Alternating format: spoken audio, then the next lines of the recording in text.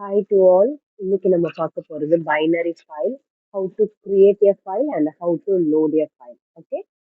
So already உங்களுக்கு binary filesனா என்னன்னு தெரியும். The main process is pickling and unpickling. Picklingனா என்னது? The process of the Python will be convert into the byte stream. Python object நம்ம என்ன Python source codeல கொடுத்து create பண்றோமோ, அதாவது நம்மளோட languageல இருக்கிறத pickling என்ன பண்ணும்? It will convert into the byte stream. அப்ப unpickling vice versa.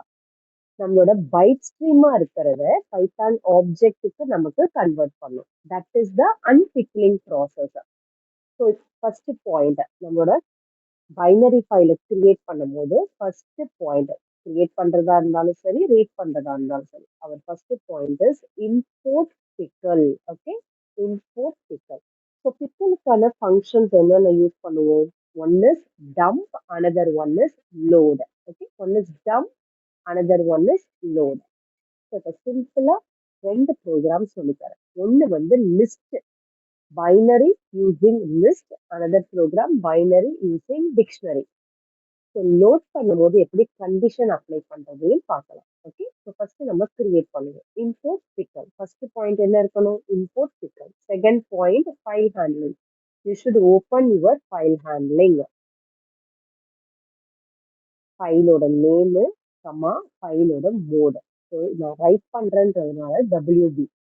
So binary பொறுத்தளவுல எப்பயுமே ரீட் பண்றதா இருந்தாலும் சரி, அப்பெண்ட் பண்றதா இருந்தாலும் சரி, ஆட் பண்றதா இருந்தாலும் சரி, பீன்றது கண்டிப்பா ஆட் ஆகணும். ஓகே, ஸோ இப்போ ஒரு ஸ்டூடெண்டோட ரெக்கார்ட் ஆட் பண்ணலாம், மல்டிபிள் ரெக்கார்ட்ஸ் ஆட் பண்ணிக்கலாம்.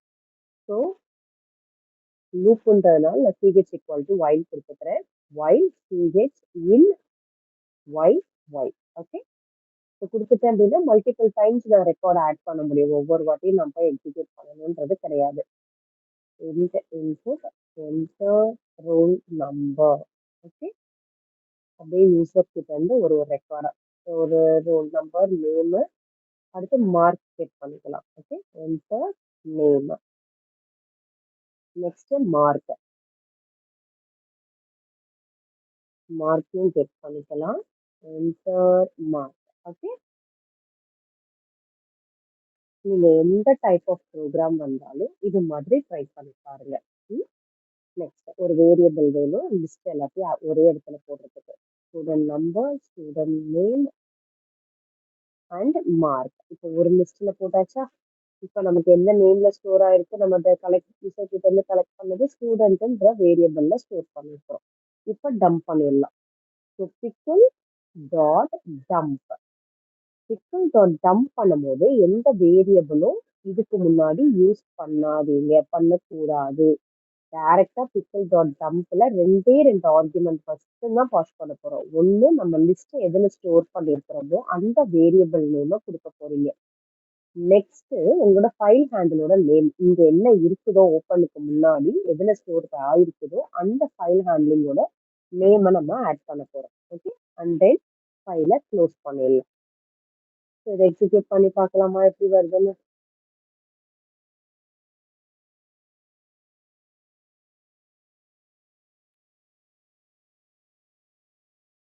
இப்போ யூசருக்கு என்டர் பண்ணிடலாம். Okay, next one name, one name enter பண்ணிக்கலாம்.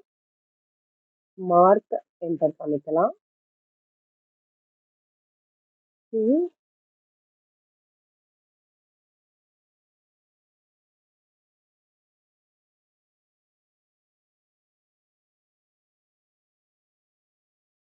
Value error. லூப் கண்டினியூஸா போயிட்டு இருக்கு. சிஹெச்சுக்கு கொடுத்தாதான் நமக்கு லூப் எக்ஸிக்யூட் ஆகாது. லூப் எக்ஸிக்யூட் ஆகும். என்டர் யுவர் சாய்ஸ் கொடுத்துக்கலாம். அதுதான் நல்லது. இப்போ லூப்பை விட்டு வெளியில க்ளோஸ் பண்ணலாம். ஸோ இப்போ நமக்கு எரர் வராது, மறுபடியும் எக்ஸிக்யூட் பண்ணலாம். ஓகே, ஸோ இந்த மாதிரி மிஸ்டேக்கும் நீங்க ரிட்டர்ன்ல எழுதும் போது கொடுக்காதீங்க. ஸோ மேக்ஸிமம் சென்டம் பேப்பர்ஸா இருக்கு அப்படின்னா இது கூட ஒரு ரீசன் காட்டி ஹாஃப் மார்க் ரெடியூஸ் பண்ணிடுவாங்க. ஓகே, 45 WBன்றதுனால நமக்கு அப்டேட் ஆயிடும். I entered the choices too. y இருந்தா மட்டும்தான் லூப் அடிக்கும். Okay. Let me execute the mark. Then choice is enter the second value. Okay. Choice is now the third record. Okay. Mark. Enter your choice is fourth record. Okay. And so far four records. இப்போ no கொடுக்குறேன். So it was added. Okay. இப்போ நமக்கு file add பண்ணியாச்சு. Now I'm going to execute how to read the file. இப்போ values read பண்ணலாம். Store ஆயிருக்கிற ரெக்கார்டை read பண்ணலாம். நான் இந்த ஃபைல்ஸ் எல்லாத்தையும் கமெண்ட் லைன் ஆக்கிட்டேன். ஏன்னா நான் ரீட் பண்ண போறேன். இது store and display method. This method is store and display method. Update தனியாக சொல்லித்தரேன். RB.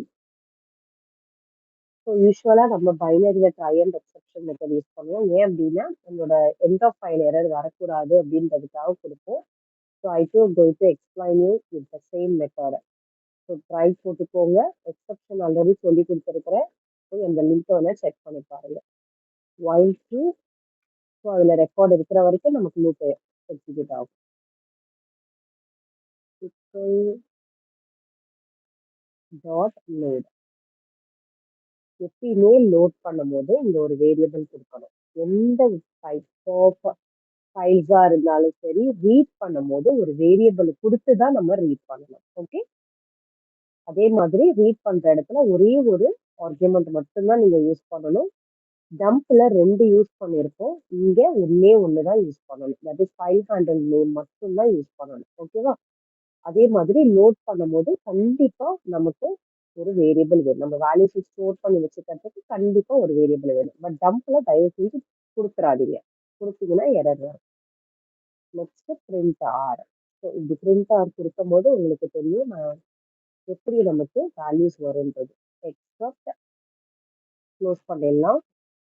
So all type of exception can be handled through the except block. அதுக்காக தான் எக்ஸப்ட் கொடுத்துருக்கிறேன். இஓஎஃப் எரர் கொடுக்கணும்னாலும் நீங்க கொடுத்துக்கலாம். No issue. Except space EOF error எப்படி கொடுங்க. அதாவது இஓஎஃப்இ கேபிட்டல் லெட்டர்ல இருக்கணும். ஆர்ஆர்ஓஆர் லோயர் கேஸ்ல இருக்கணும். ஓகே. கொடுத்துட்டு எக்ஸிக்யூட் பண்ணி பார்க்கலாமா?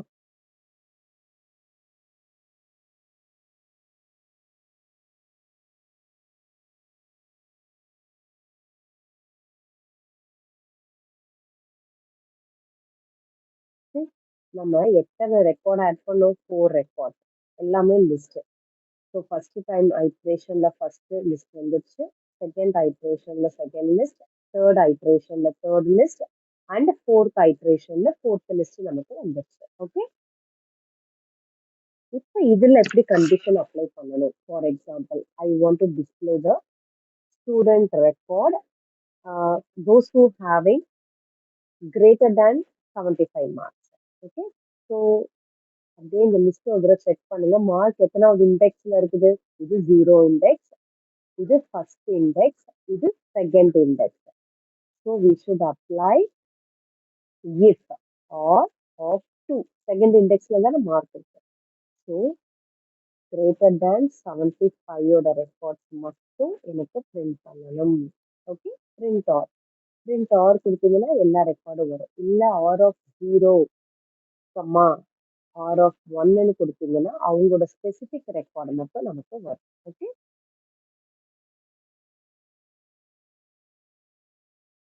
நமக்கு எப்படி வந்திருக்கு? 4 3 ஜாக்கு 4 பிரியா. ஏன்னா இவங்க 2 பேர் மார்க் மட்டும்தான் அபோவ் 75க்கு மேல நமக்கு இருக்கு. அதனால அவங்க 2 பேரோட ரெக்கார்டு மட்டும்தான் நமக்கு டிஸ்பிளே ஆயிருக்கு. ஓகே.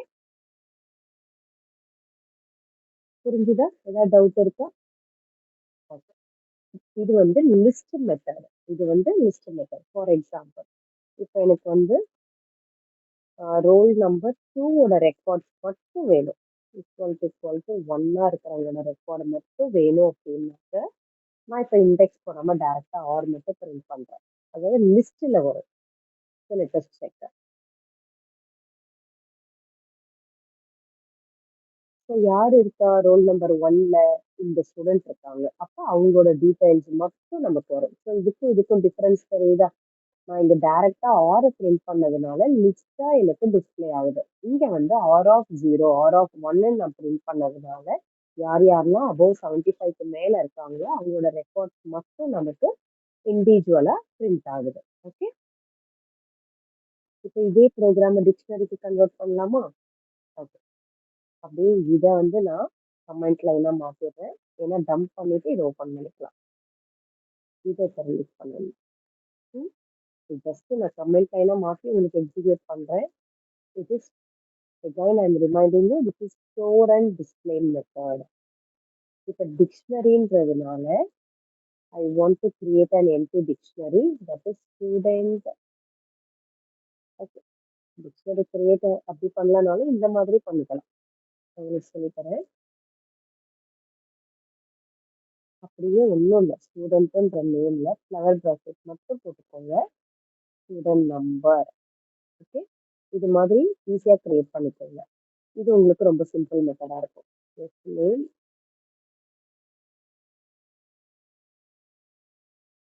மார்க். அப்படி அப்படியே ஒரு கீ மட்டும் ஆட் பண்ணிட்டு கோலன் வச்சு சிம்பிளை மட்டும் மாத்திட்டீங்க அப்படின்னா உங்களுக்கு டிக்ஷனரி கிரியேட் ஆயிடும். ஸோ இப்போ இதை எக்ஸிக்யூட் சிம்பிள் இந்த ஒரே ஒரு லைனை மட்டும் தான் சேஞ்ச் பண்ணும். Now it is a dictionary program. ஏன்னா நமக்கு போர்டு எக்ஸாம்ல டிக்ஷனரியில வருமா லிஸ்ட்ல வருமான்னு தெரியாது. ஸோ டிக்ஷனரி வருதுன்னா நீங்க இந்த மெத்தட் தாராளமா யூஸ் பண்ணிக்கலாம். எக்ஸிக்யூட் பண்ணி பார்க்கலாமா? எப்படி எக்ஸிக்யூட் ஆகுதுன்னு? எகைன் ரோல் நம்பர் என்டர் பண்ணுவோமா? 1. Name mark 45. Yes. Again, enter the next roll number. Now, rate. Mark 80. Again, yes. 3.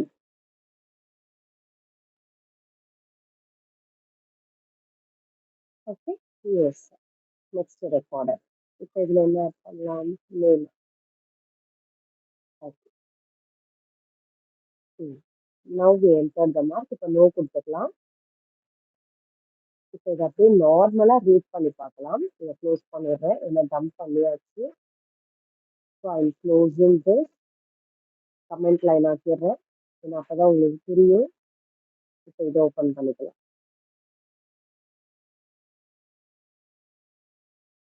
இன்னும் பண்ணிட்டா கண்டிஷன் எடுத்துறேன். ஏன்னா இந்த கண்டிஷன் மாறும். இது டிக்ஷனரின்றதுனால கண்டிஷன் நமக்கு டோட்டலா மாறும். எக்ஸிக்யூட் பண்ணி பார்ப்போமா? ஸோ நமக்கு டிக்ஷனரி அப்படியே டிஸ்பிளே ஆயிருக்கு. நம்மளோட 4 ரெக்கார்ட்ஸோட டிக்ஷனரி அப்படியே நமக்கு டிஸ்பிளே ஆயிருக்கு. ஓகேவா?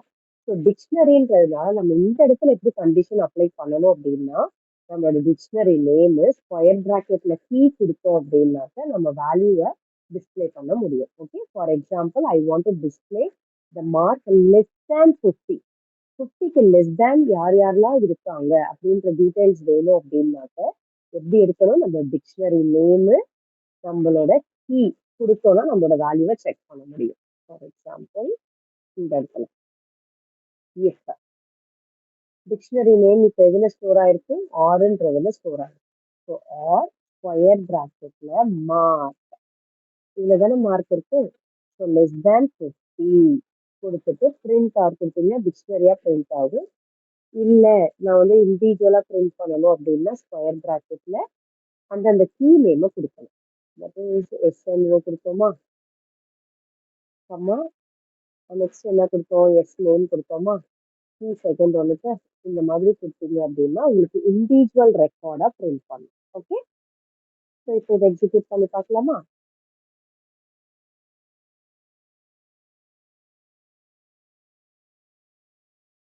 ஸோ பாருங்க, நம்ம எதெல்லாம் 50க்கு பிலோன்னு பார்த்தோம். இந்த ஒரு ரெக்கார்டு மட்டும்தான் 50க்கு பிலோவா இருக்கு. இண்டிவிஜுவலா பிரிண்ட் பண்ணதுனால 1ம் ஜாக்கும் தனித்தனியா வந்திருக்காங்க. ஓகே. இதுவே நான் லிஸ்ட் அதே டிக்ஷனரியா டைரக்டா பிரிண்ட் பண்ணிருந்தேன்னா எனக்கு ஒரு டிக்ஷனரியா கிடைச்சிருக்கு. ஃபார் எக்ஸாம்பிள் இன்ஸ்டெட் ஆஃப்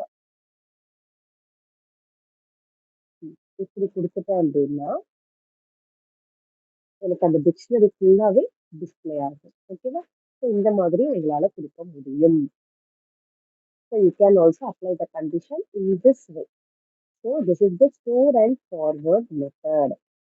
எப்பயுமே while loop போடும்போது for loop யூஸ் பண்ணாதீங்க. ஏன்னா for loop ஃபார் எக்ஸாம்பிள் நான் இதில் for loop யூஸ் பண்ணி காட்டுறேன். நம்ம for loop யூஸ் பண்ணோம் அப்படின்னா நமக்கு இண்டிவிஜுவலா வர ஆரம்பிச்சிடும். ஒன்னொன்னும் தனித்தனியா. அப்ப நீங்க அப்ளை பண்ணும்போது கண்டிப்பா உங்களுக்கு எந்த மாதிரி அவுட்புட் வரும்ன்றத பார்த்துக்கோங்க. கண்டினியூஸா ரிப்பீட்டடா நமக்கு கண்டிஷனை செக் பண்ணணும். நமக்கு இது கரெக்டா வராது.